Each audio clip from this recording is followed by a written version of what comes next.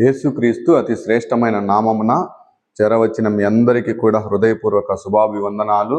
దేవుడు మిమ్మల్ని దీవించి ఆశీర్వదించునుగాక. మరొకసారి ఈ రీతిగా మనందరం కూడుకొని దేవుని వాక్యాన్ని నెమరు వేసుకున్నట్టుకు దేవుడు చూపించిన కృపా ధన్యతను బట్టి దేవునికి స్తోత్రం స్తోత్రం స్తోత్రం. ఈనాటి వాక్య ధ్యానాంశముగా కొద్దిసేపు వాక్యాన్ని జ్ఞాపకం చేసుకున్నాం. ఈనాటి వాక్య ధ్యానాంశముగా కీర్తనలు గ్రంథం 91వ కీర్తన 91వ కీర్తన 10వ వచనం. నీకు అపాయమేమీ రాదు, ఏ తెగులు నీ గుడారము సమీపించదు, ఏ తెగులును నీ గుడారము సమీపించదు. వాక్యంలో రాయబడింది. కీర్తనలు 91:10లో దేవుని వాక్యం ఈ రీతిగా వ్రాయబడింది. నీకు అపాయమేమీ రాదు, ఏ తెగులు నీ గుడారము సమీపించదు. అపాయం అనేది దేనికి సంబంధించిందంటే, ఒక మనిషికి ఏదైనా ప్రమాదం జరిగిందనుకోండి, లేకపోతే ఏదైనా అనారోగ్యం కలిగిందనుకోండి, లేకపోతే ఏదైనా యాక్సిడెంట్ అయిందనుకోండి, ఫలానా వ్యక్తికి ఫలానా అపాయము జరిగింది అంటాం. కానీ తెగులు నీ గుడారము సమీపించదు అని దేనితో పోలుస్తారంటే, తెగులు అనేది మనందరికీ తెలుసు. వాక్యంలో రాయబడింది, ఐగుప్తులో ప్రజలున్నప్పుడు, ఇజ్రాయెల్ ప్రజలున్నప్పుడు దేవుడు ఏం చేశాడు? 10 తెగులను వాళ్ళ మీదకి రప్పించాడు. తెగులు దేనికి సంబోధించి రాయాలంటే, అపాయము వేరు, తెగులు వేరు. తెగులు దేనికి సంబంధించి వాడారంటే మనందరికీ తెలుసు. ఇదిగో, ఒక పంట వేశామనుకో, పంటకి సకాలంలో మనము ఆ మందులు పిచికారి చేయకపోయినామనుకో, ఇవ్వవలసిన మందులు ఇవ్వకపోతే పంటకి ఏం కలుగుతుంది చెప్పండి? తెగులు కలుగుతుంది. ఖచ్చితంగా పంటకి తెగులు వస్తుంది. లేకపోతే మనం పెంచుకునేటువంటి పెంపుడు జంతువులు ఉంటాయి కదా, అవి కోళ్ళు కావచ్చు, గొర్రెలు కావచ్చు, మేకలు కావచ్చు, సకాలంలో వర్షాలు ఎక్కువ పడినప్పుడు కానీ, ఎండలు ఎక్కువ వచ్చినప్పుడు కానీ, లేక పరిస్థితులు అనుకూలించినప్పుడు ఒకేసారి తెగులు వచ్చేసి కోళ్ళు కానీ ఇంకొకటి మనం పెంచుకునేటువంటి ఏమైనా కానీ, గొర్రెలు కానీ ఒకేసారి తెగులు వచ్చి కట్టలుగా చనిపోతా ఉంటాయి, మందలుగా చనిపోతా ఉంటాయి. అంటే తెగులు అనేది ఒక వ్యక్తికి వచ్చేది కాదు. తెగులు అనేది ఒక వ్యక్తికో ఒక కుటుంబానికో వచ్చేది కాదు. కానీ వాక్యంలో రాయబడింది, ఈ తెగులు ఆ ఊరికి, ఆ దేశానికి, ఆ ప్రాంతానికి, అందుకే రాయబడింది అపాయం అనేది మనిషికి సంబంధించింది. తెగులు ఇది ఒక ప్రాంతం, కొన్ని వందల మందికి, కొన్ని వేల మందికి వచ్చేటటువంటి దాన్ని తెగులు అంటాడు. అయితే ఈరోజు మన వాక్య ధ్యానాంశం ఏంటంటే, ఏ తెగులు నీ గుడారము సమీపించదు.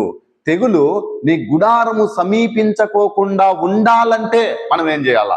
తెగులు మన గుడారము, లేకపోతే తెగులు నీ గుడారము సమీపించకోకుండా ఉండాలంటే మనం ఏం చేయాలా? ఇదిగో వాక్యంలో రాయబడింది. ప్రభు వాగ్దానం చేస్తా ఉన్నాడు, ఏ తెగులు నీకు సమీపించదు, ఏ తెగులు నీ గుడారము సమీపించదు. శాస్త్రవేత్తలు చెప్తారు, డాక్టర్లు, శాస్త్రవేత్తలు అంటారు, ప్రతి 100 సంవత్సరాలకు ఒకసారి ఒక తెగులు వచ్చిపోతాదంట. ప్రతి 100 సంవత్సరాలకు ఒకసారి ఒక తెగులు వస్తుంది. మనకు తెలుసు, మన పూర్వకాలంలో కలరా అనేటువంటి ఒక భయంకరమైన వ్యాధి వచ్చింది. అప్పుడు ఏం జరిగింది? అనేక మంది ఆ కలరా వ్యాధి చేత చనిపోయారు. ఆ కలరా వచ్చిన వాళ్ళనందరినీ ఊరికి దూరంగా తీసుకెళ్లేవాళ్ళు సకాలంలో. ఆ తర్వాత కుష్ఠరోగం అనే ఒక రోగం వచ్చింది. కలరా కన్నా ముందు ఈ కుష్ఠరోగం వచ్చిన వాళ్ళని పరిశుద్ధ గ్రంథంలో కూడా రాయబడింది, ఊరికి వెలుపల పెట్టేవాళ్ళు. అంతెందుకు, మొన్నటి సంవత్సరాలలో కరోనా అనేటటువంటి ఒక వ్యాధి వచ్చింది, భయంకరమైనటువంటి తెగులు వచ్చింది. అది ఊరికి కాదు, ప్రాంతానికి కాదు, యావత్తు రాష్ట్రం కాదు, దేశం, ప్రపంచం మొత్తమే గడగడలాడించింది. తెగులు ఏం చేసింది? ఆ తెగులు అంతటిని, ప్రపంచానంతటిని అతలాకుతలం చేసింది. అందుకే ఇదిగో, ఇలాంటి తెగులు నీ గుడారము సమీపించకోకుండా ఉండాలంటే ఏం చేయాలి? ఈ గుడారము సమీపించకోకుండా ఉండాలంటే ఏం చేయాలి? కొన్ని మాటలు మనం జ్ఞాపకం చేసుకొని మన సందర్భాన్ని ముగించుకున్నాం. అందులో మొట్టమొదటి మాట నిర్గమాకాండం 12వ అధ్యాయం 13వ వచనం. అక్కడ రాయబడింది 13వ వచనం, మీరున్న ఇండ్ల మీద ఆ రక్తము మీకు గుర్తుగా ఉండును, నేను ఆ రక్తమును చూసి మిమ్మును నశింపచేయక దాటిపోయేదను. నేను ఐగుప్తు దేశమును పాడు చేయుచుండగా మిమ్మును సంహరించుటకు తెగులు మీ మీదికి రాదు అని పరిశుద్ధ గ్రంథంలో రాయబడింది. సహోదరుడా, ఒక మాట వాక్యంలో రాయబడింది. మీ అందరికీ తెలిసిన సందర్భం, ఐగుప్తు ప్రజలు ఐగుప్తులో ఇజ్రాయెల్ ప్రజలు ఉన్నారు. వాళ్ళు ఘోరమైన హింసపడతా ఉన్నారు. ఆరాధించడానికి మోసేకి దేవుడు చెప్పాడు. దేవుడు అక్కడ ఫరో వాళ్ళని కఠినంగా హింసిస్తా ఉన్నప్పుడు 10 తెగులను రప్పించాడు. అందులో మిడతలు వచ్చాయి, పేలు వచ్చాయి, కప్పలు వచ్చాయి, ఇంకా చాలా అన్నిటిని తెగులు రప్పించినప్పుడు ఇంకా ఆ ఫరో హృదయం ఇంకా కఠినంగా మారిపోతా ఉంది, కానీ మారు మనసు కలగడంలా. చివరిగా దేవుడు ఒక మాట అంటాడు, ఇదిగో నేను ఒక మాట చెప్తా ఉన్నా, సంహారకుడు బయలుదేరుతున్నాడు సంహరించడానికి, ఐగుప్తునంతటిని సంహరించడానికి వెళ్తా ఉన్నాడు. మీ ఇంటి మీద ఎవరి ఇంటికైతే గనక రక్తపు గుర్తు, ఆ రక్తము మీకు గుర్తుగా ఉంటుందో, యేసు నామమున రక్తమును చూసి నేను మిమ్మల్ని సంహరించకోకుండా ఆ ఇంటిని దాటిపోయేదను, తెగులు మీ మీదికి రాదు అని పరిశుద్ధ గ్రంథంలో దేవుడు రాయించాడు. అయితే సహోదరి ఒక మాట జ్ఞాపకం చేసుకో, సహోదరుడికి రాయబడిన మాట, ఇంటి మీద ఆయన రక్తపు గురుతుండాల. ఇంటి మీద ఆయన రక్తపు గురుతుండాల. వాక్యంలో రాయబడింది, యేసు రక్తం ప్రతి పాపముల నుండి మనల్ని పవిత్రులుగా చేయును. రక్తపు గుర్తు ఏంటంటే ఆ ఇండ్లు యేసు రక్తము చేత కడగబడి ఉండాలా. ఆ ఇంటిలో వ్యక్తులు యేసు రక్తము చేత కడగబడి ఆయన నామమును ఒప్పుకొని రక్షించబడి రక్షణ మార్గంలో నడవాలా. రక్షించబడి ఆ రక్తము దేనికి సాదృశ్యంగా ఉందంటే నమ్మి బాప్తిస్మం తీసుకున్న వారికి సాదృశ్యంగా ఉంది. ఏ ఇంటి వారైతే యేసుక్రీస్తు రక్తము చేత కడగబడిన వారై ఉంటారో ఆ ఇంటికి క్షేమము కలుగును గాక, ఆ ఇంటికి తెగులు ఆగిపోవును గాక. అందుకే దేవుడంట ఆ రాత్రికాల సమయంలో సంహరించడానికి బయలుదేరే సమయంలో ఇంటికి, ఆ గడపకు, ఏ గడపకైతే గనక ఆయన నిబంధన రక్తపు గుర్తుంటుందో ఆ ఇంటిని దాటిపోతాడంట. సహోదరుడా, ఒకసారి మన పరిస్థితి ఏంటి? నామకార్థపు భక్తి చేస్తా ఉన్నాం, అందరం మందిరానికి వస్తా ఉన్నాం, అన్ని వాటిలో పాలు పంపులు పొందుతా ఉన్నాం. ఇదిగో బాప్తిస్మము దగ్గరికి వచ్చేలోగా ఇంకా సమయం ఉందిలే, ఇంకా దేవుడి రాక ఆలస్యం అవుతా ఉందని నువ్వు నిర్లక్ష్యం చేస్తా ఉన్నావేమో. ఒకసారి జ్ఞాపకం చేసుకో, ఆ తెగులు నీ గుడారము లేకుంటే నీకు సమీపించకుండా ఉండాలంటే ఆయన రక్తము చేత నువ్వు కడగబడాలా. అంతకు మించి వాక్యంలో రాయబడింది. చాలా మంది దేవుని వాక్యాన్ని ఏ రీతిగా అర్థం చేసుకుంటా ఉన్నారనుకో, వివాహం కావాలనుకో అప్పుడు వెళ్ళి బాప్తిస్యం తీసుకుంటారు. అమ్మగారికి వివాహం అయింటది, గర్భఫలము లేదనుకో గర్భఫలం కోసం బాప్తిస్యం తీసుకున్న వాళ్ళు ఉన్నారు, ఉద్యోగం కోసం బాప్తిస్యం తీసుకున్న వాళ్ళు ఉన్నారు, ఏదో పాస్టర్ చెప్పాడనో లేకపోతే వాళ్ళ పాస్టర్ చెప్పిందన్నది, ఏదో ఇంట్లో సమస్యలు, బాధలు, ఇబ్బందులు ఉన్నాయని తీసుకున్న వాళ్ళు ఉన్నారు. కాదు. దేవుని వాక్యం చెప్పింది, ఆయన రక్తం ప్రోక్షించుకోవడం అంటే, బాప్తిస్మము తీసుకోవడం అంటే ఏ వివాహం కోసమో కాదు కానీ, లేకపోతే ఏ ఉద్యోగం కోసం కాదు కానీ, ఏ గర్భఫలం కోసం కాదు కానీ, నీవు నీ కుటుంబము రక్షించబడడానికి. ఆ తెగులు, ఆ సంహారకుడు సంహరించి వెళ్ళేటటువంటి సమయంలో నీ ఇంటికి ఉన్నటువంటి ఆ గుర్తును బట్టి యేసు నామమున తెగులు నీ గుడారము సమీపించకుండా నా దేవుడు ఆపివేస్తాడు అని పరిశుద్ధ గ్రంథంలో రాయబడింది. ఒకసారి హిందువులు చూసుకోండి, హిందువులు ఇల్లు ఓపెనింగ్ చేసుకుంటా ఉన్నారు. వాళ్ళు ఏం చేస్తారు చెప్పండి? ఒక గుమ్మడికాయ తీసుకొని వచ్చి దాని నిండా కుంకుమ పోసి ఆ ఇంటికి దిష్టి చేసి దాన్ని పగలగొట్టి చేతితో ఏం చేస్తారు చెప్పండి? ఆ గుమ్మడికాయని ముట్టి ఆ చేతి గుర్తులను ఎక్కడ వేసుకుంటారు చెప్పండి? ఇంటికి ఆ పక్క ఈ పక్క. చూశారు కదా మీరు, మనం అప్పుడప్పుడు గృహ ప్రవేశాలకు వెళ్ళినప్పుడు వాళ్ళు చేసే మొట్టమొదటి పని ఏంటి చెప్పండి? ఆ గుమ్మడికాయను బగలగొట్టి ఆ ఎర్రగా ఉన్నటువంటి గుర్తును ఆ ఇంటికి వేసుకుంటారు. ఇంకా మీరు కొన్ని సంవత్సరాలు వెనక్కి వెళ్తే గనక మారుమూల పల్లెలకు వెళ్ళారనుకో, మారుమూల పల్లెలకు బోధ కొట్టాలు, గుడిసెలు, రేకులతో ఉన్న ఆ ఇంటికి వెళ్ళారనుకోండి, దంతెమిద్దలు ఆ ఇంటికి వెళ్ళారనుకోండి, అక్కడ మీరు బాగా గమనించినట్టే మూఢనమ్మకాలను బాగా పాటించేటటువంటి కుటుంబాలు ఉంటాయి, మూఢనమ్మకాలను బాగా ఆచరించేటటువంటి కుటుంబాలు ఉంటాయి. అంటే దయ్యాలను, విగ్రహం అన్నిటినీ వాళ్ళు అవలంబించే వాళ్ళై ఉంటారు కదా, ఆచరించే వాళ్ళై ఉంటారు కదా. వారిని బట్టి ఆ కుటుంబాలలో, ఆ గృహాలలో ఏం రాసుకుంటారంటే, ఓ శ్రీ రేపురా. ఏమంటారు చెప్పండి? ఓ శ్రీ. విన్నారా మీరు ఎప్పుడైనా ఈ మాట విన్నారా? ఓ శ్రీ రేపురా అనే మాట ఎప్పుడైనా విన్నారా? అక్కడంట ఆ ఇంటికి ఓ శ్రీ అని రేపు రాస్తే గనక ఆ సంహారపు తెగులు లేకపోతే తెగులు రప్పించేటటువంటి ఆ దూత, సాతాను దూత ఏదైతే ఉంటుందో వాళ్ళ ఇంటి దగ్గరికి వస్తుందంట. అతను రాసింటాడు కదా ఓ శ్రీ రేపురా అనే మాట చూసి తిరిగి వెళ్ళిపోతుందంట. మళ్ళీ రేపు వస్తుందంట, చూస్తుందంట, తిరిగి వెళ్ళిపోతుందంట, ఎల్లుండి వస్తుందంట, ఓ శ్రీ రేపురా అలా అంట. రోజు చూసి ఎప్పుడే కానీ అది రాదంట. పాపం ఆ సాతాను దూత కూడా మంచి హై స్కూల్లో చదువుకొని ఉండాలా, లేకుంటే మంచి ఒక ప్రైవేట్ స్కూల్లో చదువుకొని ఉండాలా. అవునా? మూఢనమ్మకాలు అంటే వాళ్ళ విశ్వాసం కాదని చెప్పడంలా. మీరు గురించి చూసుకోండి, యెహోషువ గ్రంథంలో ఒక మాట ఉంటది కదా, రాహాబు ఆమె ఎవరు చెప్పండి? వేశ్య. అవునా?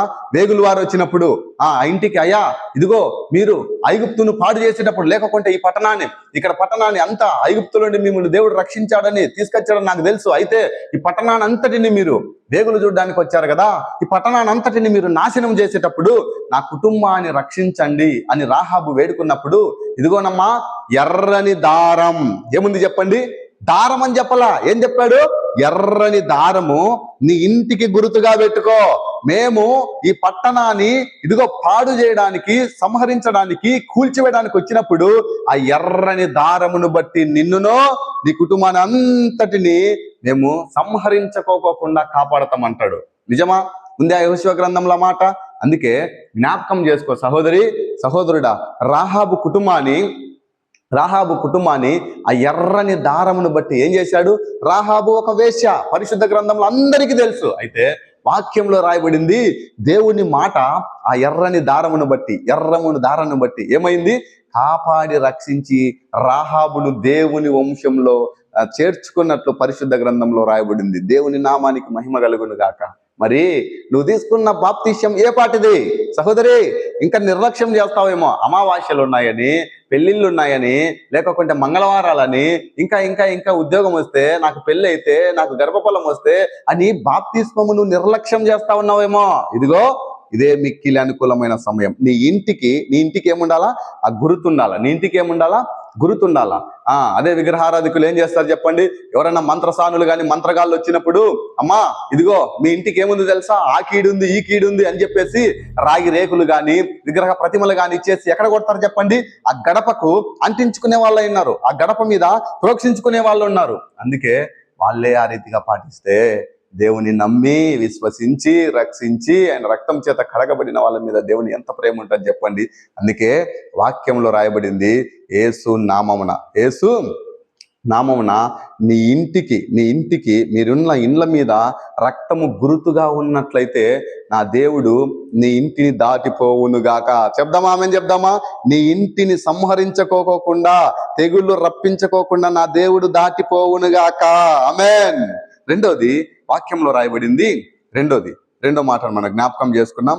రెండో మాటని రెండవ సమూయేలు గ్రంథం 24వ అధ్యాయం 25వ వచనం మనం చదువుకున్నట్టయితే, దావీదు యెహోవా నామమున ఒక బలిపీఠము కట్టించి దహన బలులను, సమాధాన బలులను అర్పించెను. యెహోవా దేశము కొరకు చేయబడిన విజ్ఞాపనలు ఆలకింపగా తెగులు ఆగి ఇజ్రాయేలు ప్రజలను విడిచిపోయెను అని అక్కడ పరిశుద్ధ గ్రంథంలో రాయబడింది. ఇది మన అందరికీ తెలిసిన సందర్భం. రెండోది, వాక్యంలో దేవుడు రాయించిన మాట ఏంటంటే, ఈ తెగులు ఆగిపోవాలంటే మొట్టమొదటి నీ ఇంటికి నా దేవుడి రక్తము గుర్తుగా ఉండాలా. రెండోది, దహన బలులు, బలిపీఠము కట్టాలా. అంటే ప్రార్థన చేయాలా, ప్రార్థన చేయాలని పరిశుద్ధ గ్రంథంలో రాయబడింది. ఇక్కడ మనందరికీ తెలిసిన సందర్భమే. ఇదిగో ఇక్కడ ఒక ప్రవక్త ఉన్నాడు, అతని పేరు గాదు. 13వ వచనంలో ఆ మాటలని రాయబడి ఉంటాయి. అతడు దావీదు దగ్గరికి వచ్చి, దావీదు చేసినటువంటి పాపమును బట్టి ఇదిగో దేవుడు నిన్ను శిక్షించాలని ఇష్టపడతా ఉన్నాడు, కాబట్టి ఇదిగో ఈ మూడింటిలో నువ్వు దేన్నైనా కోరుకోమని చెప్తాడు. ఏం చెప్తాడంటే కనుక, ఇదిగో నీ దేశానికి 7 సంవత్సరాలు క్షామము అంటే కరువు కలగాలనా, నీ దేశానికి 7 సంవత్సరాలు కరువు కలిగించాలని ఇష్టపడతా ఉన్నాడు. లేకపోకుంటే గనక అక్కడ రాయబడింది, నీ శత్రువుల ఎదుట నువ్వు నిలవలేకపోకుండా 3 నెలలు పారిపోవాలా. నీ శత్రువుల ఎదుట నువ్వు నిలవలేకుండా 3 నెలలు పారిపోవాలా. లేకపోకుంటే నీ దేశం ముందు 3 దినములు తెగులు రేగుటకు ఒప్పుకుందువా అంటాడు. ఒకటి ఆ రాయబడింది 7 సంవత్సరాలు కరువు, 3 నెలలు శత్రువు ఎదుట లేకుండా వెళ్ళిపోవడం. మూడోది, ఇదిగో 3 దినాలు నీవు నీ దేశానికి కరువు రప్పిస్తానంటాడు.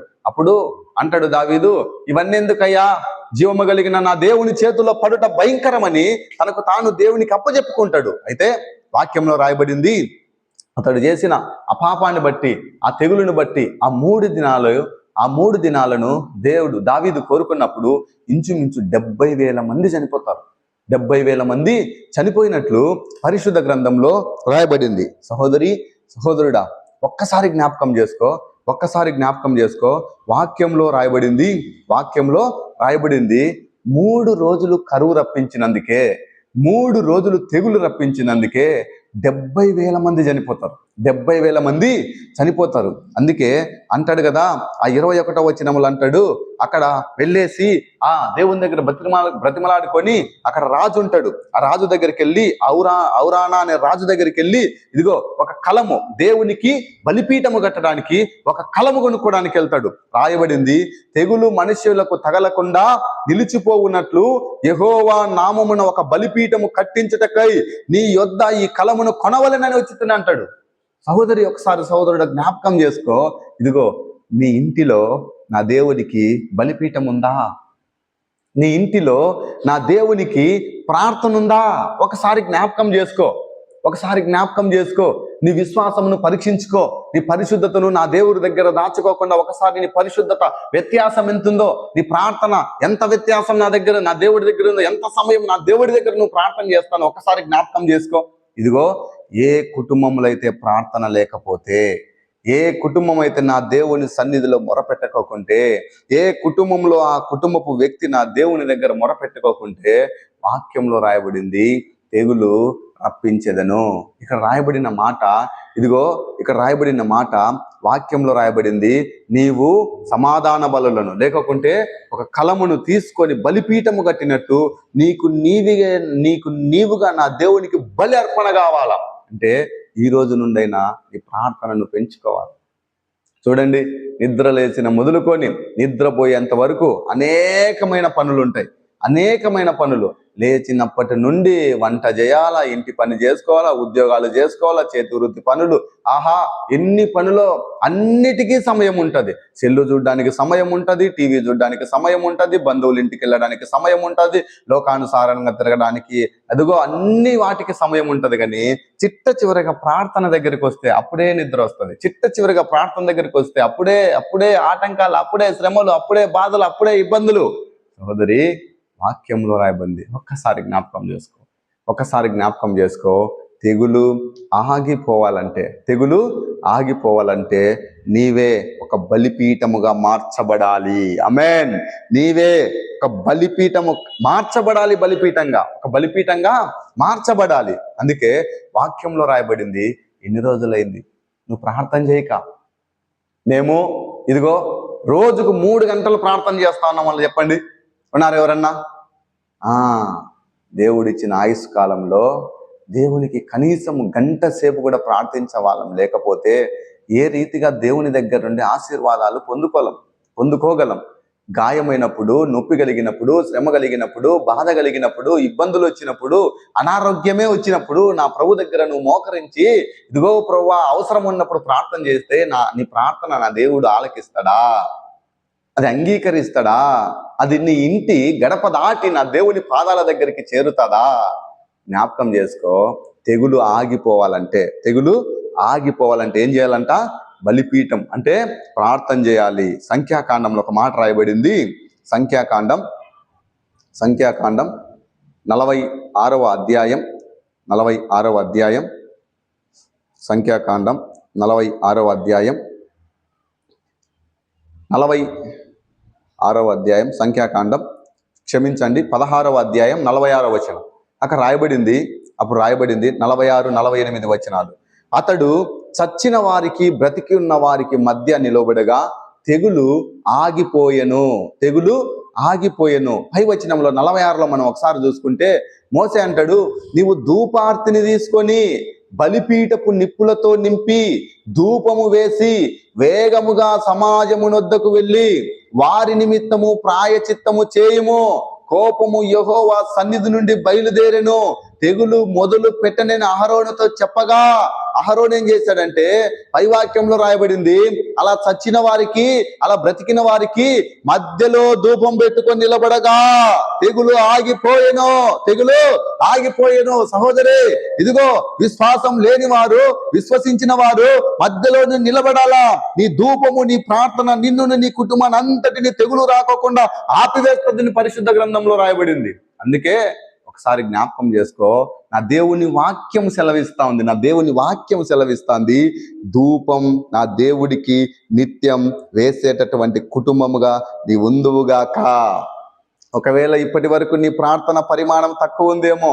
ఆనాటి కాలంలో ఆయన పేతురు గారు చేపలు పెట్టడానికి రాత్రంతా ప్రయాసపడితే అక్కడ ఒక్క చేప కూడా పడలా. అంటాడు కదా, అయ్యా నేను రాత్రంతా ప్రయాసపడి తిని కానీ నాలో ఏం లేదు, నా ఒక్క చేప కూడా పడలేదు అన్నప్పుడు, ఇప్పుడు నీ పడవను లేకుంటే నీ ధోనిను లోతుకు నడిపించి, ఎక్కడికి నడిపించాలంట? లోతుకు నడిపించి ఇప్పుడు ఏం చేయాలంట? వలవేమంటాడు? ఇంతవరకు నీ ప్రార్థన తెలుసు, నీకు మాత్రమే తెలుసు, నీ దేవుడికి మాత్రమే తెలుసు. ప్రభు వాగ్దానం చేస్తాడు, నీ ప్రార్థన పరిమాణమును కొద్దిగా లోతుగా నడిపించు, కొద్దిగా లోతుగా నడిపించు. ఎంత లోతుకు? ఏజ్కేల్ అంటాడు కదా, చీలమండల లోతు, నడుముల లోతు, ఎంతవరకు? 4 లోతులు. ఒక్కసారి జ్ఞాపకం చేసుకో. ఇది వరకు నువ్వు చేసే ప్రార్థన తక్కువైందేమో, అది నీకు సరిపోలేదేమో. నీ కుటుంబాన్ని సన్మార్గంలో నడిపించడానికి, ఆర్థిక అవసరతలు, శ్రమ, బాధలు, ఇబ్బందులు అన్నిటినీ వైదొలగడానికి నీ ప్రార్థన దైవం దగ్గర సరిపోలేదేమో. ఈ రోజునైనా నా దేవుడి దగ్గరికి వచ్చి మోకరించి, యేసు నామమున నా దేవుని సన్నిధిలో ధూపం వేసే బిడ్డగా నువ్వు ఉందువుగాక. నీ ప్రార్థన పరిమాణమును పెంచు. అప్పుడేమవుతుంది? యేసు నామమున తెగులు ఆగిపోవునుగాక అంటాడు. అక్కడ ఇదే సంఖ్యాకాండంలో 21వ అధ్యాయంలో మోసే ఇజ్రాయేలు ప్రజలను కానానుకు నడిపించేటప్పుడు ఆ దాహము చేత ఆహారం కోసము సనిగి మోసేని అనేక విధాలుగా సనిగి దేవుడికి కోపం రప్పించాడు. దేవుడు ఏం చేశాడు? తాపకరమైన సర్పములు రప్పించి, భయంకరమైన విషము కలిగినటువంటి, విషపూరితమైనటువంటి సర్పములు రప్పించి, అక్కడ రాయబడింది. ఏం చేశాడంట? విష సర్పాలు రప్పించినప్పుడు అనేక మంది ఆ విష సర్పాల చేత చచ్చిపోయినట్లు రాయబడింది అంటాడు. అక్కడ రాయబడింది చూడండి, సంఖ్యాకాండం 21వ అధ్యాయం, సంఖ్యాకాండం 21వ అధ్యాయం 9వ వచనం. సంఖ్యాకాండం 21వ అధ్యాయం 9వ వచనం. అలా అనేకమైన తాపకరమైన సర్పముల చేత వాళ్ళు చనిపోయినప్పుడు, ఇదిగో మోసే దేవుడి దగ్గరికి వచ్చి మొరపెట్టినప్పుడు ప్రభు చెప్తా ఉన్న మాట ఏంటంటే, మోసే ఇత్తడి సర్పం ఒకటి చేయించి స్తంభము మీద దాన్ని పెట్టెను. అప్పుడు సర్పపు కాటు తినిన ప్రతి వాడు ఆ ఇత్తడి సర్పముని నిదానించి చూసినందున బ్రతికెను. నిదానించి ఆ ఇత్తడి సర్పమును నిదానించి చూసిన ప్రతి ఒక్కడు బ్రతుకునుగాక. ఆ సర్పము, ఇత్తడి సర్పమును చూసిన ప్రతి ఒక్కరి కుటుంబాలలో ఆ తెగులు ఆగిపోవునుగాక. ఇదిగో ఈ పాత నిబంధన గ్రంథంలో ఇత్తడి సర్పమును చూసిన ప్రతి ఒక్కడు తెగులు నుండి రక్షించబడ్డాడు. ఆ కొత్త నిబంధన గ్రంథం లేకొచ్చేలోగా ఆ కర్ర మీద ఏలాడదీయబడిన భూమికి ఆకాశానికి మధ్యలో వేలాడదీయబడిన ఆ ఇత్తడి సర్పాన్ని చూసిన వాళ్ళందరూ రక్షించబడినట్లయితే, కొత్త నిబంధన గ్రంథంలో రాయబడింది, అదే భూమికి అదే ఆకాశానికి మధ్యలో, ఇదిగో నా పాపాల నిమిత్తమై ఏ పాపం చేయనటువంటి నా దేవుడు ఆ ఘోరమైనటువంటి కల్వరి శిలువలో మరణించినప్పుడు ఎవడైతే ఆయనను తేరి చూశాడో యేసు నామమున వారందరికి రక్షణ కలుగునుగాక. ఇక్కడ ఇత్తడి సర్పం సాదృశ్యంగా చూపిస్తా ఉన్నాడు. కొత్త నిబంధనకు వస్తే నీకోసమే, నీ పాపముల నిమిత్తమే ఆ తెగులు ఎన్నటెన్నటికి ఎప్పటెప్పటికి నీకు, నీ కుటుంబానికి దరి చేరకుండా ఉండాలని నా దేవుడే బలి అర్పణ అయినట్లు పరిశుద్ధ గ్రంథంలో రాయబడింది. అందుకే సహోదరి, ఒక్కసారి జ్ఞాపకం చేసుకో, వాక్యములో ఈ తెగులు నీ గుడారము సమీపించుకోకుండా ఉండాలంటే నీవే ఒక బలిపీఠముగా మార్చబడాలి, నీవే ధూపము వేసేటటువంటి బిడ్డగా మార్చబడాలి, నీవే ప్రార్థనా పరురాలవై ఉండాల. ప్రార్థన మానుట పాపమని పరిశుద్ధ గ్రంథంలో రాయబడింది. అందుకే ఈ రోజు నుండైనా సేవకుడైనా నేను కావచ్చు, వాక్యం అనే మీరైనా ప్రార్థన లేకపోతే మనము జీవమును పొందుకోలేం. ఆయన నుండి కార్యాలు, అద్భుత ఆశ్చర్య కార్యాలను మనము పొందుకోలేం, రుచి చూడలేం. అందుకే రెండోదిగా వాక్యంలో రాయబడింది, యేసు నామమున నువ్వేం చేయాలంట? బలిపీఠము, దహన బలులను, సమాధాన బలులను, ధూపార్తి వేసే బిడ్డగా ఉండాలని పరిశుద్ధ గ్రంథంలో రాయబడింది. మూడవది చూద్దాం, కీర్తనలు గ్రంథం 106వ కీర్తన. కీర్తనలు గ్రంథం 106వ కీర్తన 30వ వచనం. కీర్తనలు 106:30. ఫినెహాసు లేచి పరిహారము చేయగా యేసు నామమున తెగులు ఆగిపోయెను.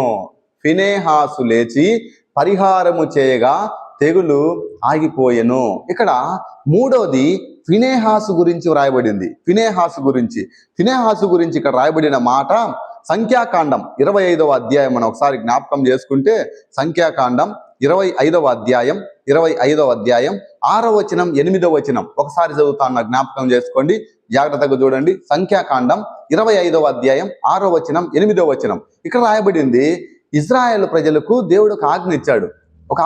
ఏం చేశాడంటే గనక, ఇదిగో మిద్యాయినులు ఉన్నారు కదా అక్కడ, ఇదిగో మిద్యాను స్త్రీలతో మీరు సాంగత్యము జరపకూడదు, వారిని మోహించకూడదు, వారితో వ్యభిచరించకూడదు అని ఆజ్ఞను తీసుకొచ్చినప్పుడు ఇజ్రాయేలు ప్రజలలో ఒకడు ఏం చేశాడంటే గనక, ఆ మిద్యాను స్త్రీని తీసుకొని వచ్చి వెళ్ళినట్టు, అక్కడ వ్యభిచరించినట్లు, మోహించినట్లు పరిశుద్ధ గ్రంథంలో రాయబడింది. అయితే ఆ మిద్యాను స్త్రీని ఒక ఇజ్రాయేలుడు తీసుకోపోయిన విధానమును బట్టి అక్కడ రాయబడింది, కింది వచనంలో ఉంటది 9వ వచనంలో, 24,000 మంది ఆ తెగులు చేత చచ్చిపోయారంట. ఒక్కడు చేసిన పాపానికి ఒక ఇజ్రాయేలుకు సంబంధించిన వాడు మిద్యాను స్త్రీని తీసుకొని వచ్చినందుకు, ఇదిగో మోహించినందుకు 24,000 మందిని చనిపోయారంట. 24,000 మంది తెగులు చేత చనిపోయినట్లు పరిశుద్ధ గ్రంథంలో రాయబడింది. అందుకే అక్కడ రాయబడిన మాట 8వ వచనంలో అంటాడు, సమాజము నుండి లేచి ఈటెను చేత పట్టుకొని పడక చోటికి ఆ ఇజ్రాయేలుని వెంబడి వెళ్ళి ఆ ఇద్దరిని, అనగా ఇజ్రాయేలుని ఆ స్త్రీని కడుపులో గుండా దూసిపోయినట్లు పొడిచెను. అప్పుడు ఇజ్రాయేలులో నుండి తెగులు నిలిచిపోయెను. సహోదరి, మూడోదిగా వాక్యము చెప్తా ఉంది, పాపము చేసే వారికి తెగులు వస్తుంది. ఏమొస్తుంది? పాపము చేసే వారికి తెగులు వస్తుంది. ఎవడైతే గనక పాపానికి బానిసై చేసిన పాపం చేస్తానే ఉంటాడు, దేవుడు గద్దించినా కూడా దేవుని మాటను ధిక్కరించి ఆయన మాట వినకోకుండా మందిరానికి వచ్చి కూడా, వాక్యం విని కూడా, బలలో చేయి వేసి కూడా లోకానుసారంగా ఎవడైతే జీవిస్తా పాపానికి బానిసైతా ఉంటాడో, ఇంకా వాక్యంలో రాయబడింది, దేవుడు ఖచ్చితంగా చెప్పాడు, ఎవడైతే గనక స్త్రీలతో సాంగత్యం చేస్తాడో, వ్యభిచారం చేస్తాడో, నిట్ట నిలువుగా తీసుకొచ్చి సూర్యునికి ఎదురుగా చంపివేయమని చెప్తాడు. అయితే ఇక్కడ రాయబడింది, ఆ స్త్రీని తీసుకొని వచ్చి ఒక్క ఇజ్రాయేలుడు ఆ మిద్యాను స్త్రీని తీసుకొచ్చి వ్యభిచరించినప్పుడు ఫినెహాసుకు కోపం వచ్చింది. ఫినెహాసు కోపం వచ్చి ఈట తీసుకొని చంపినట్లు పరిశుద్ధ గ్రంథంలో రాయబడింది. తెగులు యేసు నామమున ఆగిపోవునుగాక. అక్కడ రాయబడింది, ఇజ్రాయేలీలో నుండి తెగులు నిలిచిపోయెను. ఒక్కడు చేసిన పాపానికి 24,000 మంది చనిపోయినట్లు పరిశుద్ధ గ్రంథంలో రాయబడింది. సహోదరుడా, ఒక్కసారి జ్ఞాపకం చేసుకో, నీ పాపము నిన్ను పట్టుకొనును. అందుకే వాక్యంలో రాయబడింది, ప్రభు ఎప్పుడు చెప్పే ఒక మాట, పాపమును ప్రేమించకూడదు. ఒక్కసారి దేవుడు నీతో మాట్లాడినట్లయితే, ఆయన రక్తము చేత మనము కడగబడిన వారమైతే, యేసుక్రీస్తును సొంత రక్షకుడిగా మనం అంగీకరించినట్లయితే, మన మాట వలన గాని, మన చూపు వలన గాని, అది ఏ విధముగానైనా పాపము చేయుటకు మనము పూనుకొనకూడదు. ఒకానొక సందర్భంలో ఇందాకనే మనం జ్ఞాపకం చేసుకున్నాం, దావీదు పాపం చేసిన తర్వాత దావీదును మన దేవుడు వదల్లా. ఆ 3 రోజులు ఏం చేశాడంట? అప్పచెప్పాడు. ఒకసారి జ్ఞాపకం చేసుకో. ఇంకా నీ నోటి మాటలు, నీ చూపులు, నీ హృదయ ఆలోచనలు, నీ నడక, నీ పడక అన్నిటిని నా దేవుడు గమనిస్తా ఉన్నాడు. పరిచర్య చేస్తా ఉన్నావు, ప్రార్థన చేస్తా ఉన్నావు, దేవుని పనిలో పాలు పంపులు పొందుతా ఉన్నావు. సహోదరుడా, ఒకసారి జాగ్రత్త. సహోదరి, ఒకసారి జాగ్రత్త. జ్ఞాపకం చేసుకో, దేవుని వాక్యంలో రాయబడింది, పాపం చేసినందుకు ఇదిగో ఫినెహాస్ ఏం చేశాడంట, ఆ ఇజ్రాయేలుని చంపివేశాడు. ఒకడు పాపం చేసినందుకు వాక్యంలో రాయబడింది 24,000 మంది 24,000 మంది చనిపోయినట్లు పరిశుద్ధ గ్రంథంలో, తెగులు చేత చనిపోయినట్లు పరిశుద్ధ గ్రంథంలో రాయబడింది. నీ పరిస్థితి ఏంటి? ఇదిగో అనేకమైన బాధలు వస్తూ ఉంటాయి. మన జీవితం అన్నాక, మన గుడారం అన్న తర్వాత వాక్యంలో రాయబడింది కదా, యోబుకు దేవుడు ఎటువంటి ఆధిక్యత ఇచ్చాడో చెప్పండి. ఇంటి చుట్టూ అతనికిని, అతని ఇంటికిని, అతనికి కలిగిన సమస్తముకు ఏం చేశాడంట, కంచె వేశాడు. అయినా తెగులు రాలేదా? వచ్చింది. సమస్తమును కోల్పోయాడు, ఒక భార్యను తప్ప. ఎక్కడన్నా నిరసించిపోయాడా? లేదే. ప్రభు తిరిగి రెండంతల ఆశీర్వాదం ఇచ్చినట్లు పరిశుద్ధ గ్రంథంలో రాయబడింది. అటువంటి గొప్ప పరిశుద్ధుడు, పాపమే చేయనటువంటి పరిశుద్ధుడికే అన్ని శ్రమలు వస్తే నీ జీవమే పాటిది, నా జీవమే పాటిది, మన గుడారమే పాటిది. ఒకసారి జ్ఞాపకం చేసుకో. అంటాడు కదా, నీ గుడారంలో అతిథిగా నివసించి వాడు ఎవడు ప్రభువా? ఎవడు? మన గుడారంకి తెగులు సమీపించకుండా ఉండాలంటే, ఆయన అగ్ని కంచె మన గుడారము చుట్టూ ఉండాలంటే, నాశనకరమైన తెగులు రాకోకుండా ఆయన మనల్ని రక్షించాలంటే, పగులు ఎండ దెబ్బనైనా రాత్రి వెన్నెల దెబ్బనైనా తగలకోకుండా, ఆయన కునకపోకుండా నిద్రపోకోకుండా నిన్ను నన్ను కాచి కాపాడి రక్షించి ప్రేమించి తన సజీవ లెక్కల్లో ఉండాలంటే మొట్టమొదటిగా నువ్వు యేసుక్రీస్తు రక్తము చేత కడగబడాలా. యేసుక్రీస్తు రక్తము చేత నువ్వు కడగబడాలా. నీ ఇంటికి యెహోషువ అంటాడు కదా, మీరు ఎవరినైనా పూజించుకోండి, ఏ ప్రతిమనైనా పూజించుకోండి, నేనునో నా ఇంటి వారునో నా దేవుని మాత్రమే సేవిస్తామంటాడు. ఆ ఇంటికి నా దేవుని గుర్తుంది, నా ఇంటికి ఆ దేవుని గుర్తుంది. అందుకే వాక్యంలో రాయబడింది, ఈ రోజు నుండైనా నమ్మి నా దేవుని రక్తము చేత కడగబడు. ఆ రక్తపు గుర్తు నీ ఇంటి మీద ఉన్నప్పుడు, సంహారకుడు బయలుదేరినప్పుడు నీ ఇంటిని సంహరించుకోకుండా దాటిపోతాడు. రెండవదిగా రాయబడింది, నీ ఇంటిలో ప్రార్థన ఉండాలా. నీ ఇంటిలో నీ కోసము, నీ భార్య కోసము, నీ భర్త కోసము, నీ పిల్లల కోసము, నీ సంఘం కోసము, నీ గ్రామం కోసము నువ్వేం చేయాలా? ప్రార్థించేవాడివై ఉండాలా. అనుదినం, అనుక్షణం. అన్న ఎన్ని సంవత్సరాలు ఉన్నది చెప్పండి? 84 సంవత్సరాలు. ఏ రీతిగా ఉండింది? ఉపవాసము చేత రాయబడింది. సహోదరుడా, ఒకసారి జ్ఞాపకం చేసుకో. ఉపవాసం పక్కన పెట్టులే, నీ ప్రార్థన పరిమాణం ఎంత? ఏ రోజైనా తెల్లవారుజామున దేవుడు చెప్పినట్టు 3 గంటలకు లేచావా? పోనీ 4 గంటలకు, పోనీ 5 గంటలకు, సరే ఎప్పుడన్నా లేచావులే, కనీసం ఒక అర్ధ గంట అయినా ప్రభుతో గడిపావా? ఈ అర్ధ గంటలోని ఎన్ని ఫోన్లు వచ్చింటాయో, ఎన్ని మెసేజ్లు వచ్చింటాయో అబ్బా మనకు తెలుసు. ఇంకా దరిద్రం ఏంటంటే, ప్రార్థన చేసుకునేటప్పుడు బైబిల్ తీసుకెళ్ళాం. అవునా? ప్రార్థన చేసుకునేటప్పుడు బైబిల్ తీసుకెళ్ళాం. ఉండాలా ఎవరు? రెండో ప్రకటన అనమాట అంటాడు ఒక దైవజనుడు. సెల్ అంట, సెకండ్ వైఫ్ అంట. ఎవరుండాలా? బైబిల్ లేకపోయినా పర్వాలా, ఏముండాలా? సెల్ ఉండాలా. స్తోత్రం స్తోత్రం స్తోత్రం. ఇక్కడ మెసేజ్లు వస్తూ ఉంటాయి, ఒక కన్ను తెరవడం చూడడం. అది ప్రార్థన? ఏముంది ప్రార్థన గురించి వాక్యంలో? ఒకసారి జ్ఞాపకం చేసుకో. నా దేవుడు చెప్తా అన్నాడు, నీకు నీవుగా ఇస్సాకు బలి అర్పణైనట్లు, యోప్త కుమార్తె తనకు తాను నా దేవునికి అర్పించబడినట్లు బలియాగముగా నీ ప్రార్థన, ఇదిగో ఒక కళ్ళము తీసుకొని దావీదు కట్టినట్లు నీకు నీవే ధూపార్తిగా ధూపం వేసే బిడ్డగా నా దేవుని సన్నిధిలో నా దేవునికి కనబడే బిడ్డగా అంట. వాక్యంలో అంటాడు కదా, చాలా మంది భక్తులు అంటాడు, ప్రసంగాలు చేసేవాళ్ళు ఎవరికి కనపడాడంట, కానీ ప్రార్థన చేసేవాడు మాత్రమే నా దేవునికి కనపడాడంట. ఆమెన్ చెప్దామా? ఆమెన్. ప్రసంగాలు చేసే సేవకులమైన మేము కావచ్చు, వినే మీరు కావచ్చు, ఎవరైనా సరే దేవునికి కనపడారంట. ప్రార్థన చేసేవాడు మాత్రమే దేవునికి కనబడతాడంట. ఎంత ధన్యత చెప్పండి. అందుకే ఈ రోజు నుండైనా ఒక వడంబడిక చేసుకోండి, ఆ దేవుని దగ్గర ఒక తీర్మానం తీసుకోండి. ఇదిగో ఎప్పుడే గాని నేను ప్రార్థన మానను. అది ఉదయం గాని, మధ్యాహ్నం గాని, రాత్రి గాని, ఎప్పటికెప్పటికీ ప్రార్థన మానను. మూడవది అంటాడు, ఇదిగో మూడోది, ఆ తెగులు ఆగిపోవాలంటే మూడోది అంటాడు ఏం చేయాలా? పాపము మానాలా. పాపము నీ చేతిలో ఉండుట చూసి అంటాడు కదా యోబు గ్రంథంలో, దుర్మార్గతని విడిచిపెట్టినట్లయితే నీ బ్రతుకు మధ్యాహ్నం కాల తేజస్సు కంటే. ఆమేన్ ఆమేన్. ఒకసారి జ్ఞాపకం చేసుకో.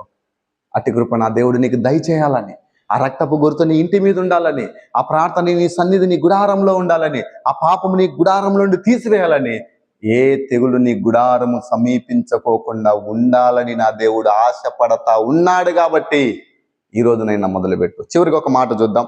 కీర్తనలు 91:3. ఇదిగో చివరిగా ఒక మాట, 91:3. వేటగాని ఉరిలో నుండి ఆయన నిన్ను విడిపించును నాశనకరమైన తెగులు. తెగులు కాదు. ఏ తెగులు ఇది? నాశనకరమైన తెగులు రాకుండా నా దేవుడే నిన్ను రక్షించునుగాక. నీ పక్కన 1000 మంది పడినా, నీ కుడి పక్కన 10,000 మంది కూలినా, ఏ తెగులు ఏ నాశనమైన తెగులు నీకు సమీపించకోకుండా ఉండునుగాక. ఆ తెగులు నీకు సమీపించకోకుండా ఉండుగాక. ఇదిగో నాశనకరమైన తెగులు రాకుండా నా దేవుడే నిన్ను రక్షించునుగాక. నా దేవుడే నిన్ను రక్షించునుగాక. సహోదరి, ఒకసారి జ్ఞాపకం చేసుకో. వాక్యంలో రాయబడింది, ఇదిగో ఏ తెగులు నీ గుడారము సమీపించదు. ఏ తెగులు నీ గుడారము సమీపించదు. అట్టి కృప నా దేవుడు మీ అందరికీ దయచేయునుగాక. మొకరిద్దాం, చెప్దామా? ఆమెన్ చెప్దామా? అట్టి కృప నా దేవుడు మీ అందరికీ దయచేయునుగాక. ఆమెన్. ఈ దేవుడి వాక్యాన్ని దీవించి ఆశీర్వదించునుగాక. చిన్న ప్రార్థన చేసుకున్నాం.